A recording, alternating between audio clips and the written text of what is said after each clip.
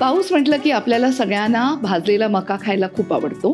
याच भाजलेल्या मक्यापासून एक चटपटी रेसिपी मी तुम्हाला दाखवणार आहे, कोल्हापुरी कॉर्न चाट. या रेसिपीसाठी आपल्याला कॉर्न भाजून घ्यायचा आहे. त्याच्यासाठी मी हा स्क्यूअर लावून कॉर्न घेतला आहे.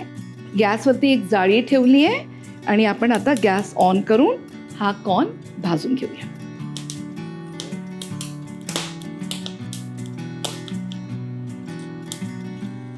तुम्ही पाहिलं का हे कॉर्न मस्त भाजला गेला आहे. त्याला जळवायचं नाही आहे, पण मंद आचेवर त्याला असे टिपके येईपर्यंत भाजून घ्यायचं आहे.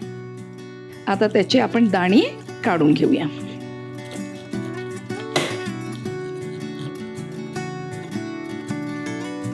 मका हा भाजून घेतला आहे आणि त्याचे दाणेच काढलेले आहेत. आता तो आपण बटरमध्ये टॉस करणार आहोत. तर घेतला एक पॅन, त्याच्यात जाईल बटर एक मोठा चमचा,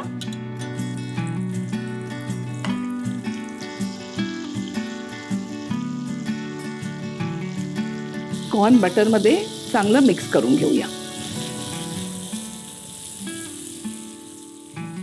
बटरमध्ये सॉल्ट असल्यामुळे सॉल्ट तुमच्या चवीप्रमाणे घाला.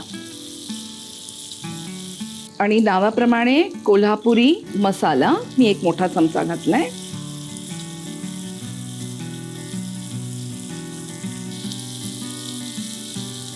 कॉर्न मस्त मिक्स झालाय मसाल्यात, तो आपण एका बोलमध्ये काढून घेऊया.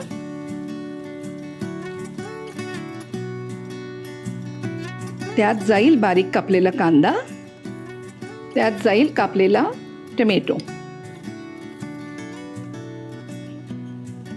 बारीक कापलेली हिरवी मिरची, त्यात घालूया आपण बारीक कापलेली कोथिंबीर. फ्लेवरसाठी आपण त्याच्यात पिळूया एक अर्धा लिंबू. आपण चाट मिक्स करूया. चाट छान मिक्स झालेला आहे. आता आपण त्यात थोडीशी भडंग घालूया, पण ही भडंग ती अगदी शेवटी सर्व करताना घाला, नाहीतर ती सॉगी होऊन जाईल.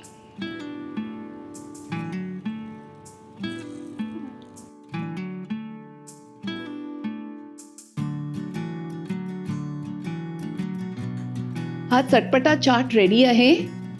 तुम्हाला माहिती आहे की कॉर्न हा सगळ्यांचा फेवरेट असतो, त्यामुळे हे पार्टी स्नॅक्स म्हणून सुद्धा तुम्ही सर्व करू शकता. तुम्हाला व्हेरिएशन करायचं असेल तर ह्याच्यात काकडी घाला किंवा सीझनमध्ये कैरी घाला. आता हा चाट आपण सर्व करूया.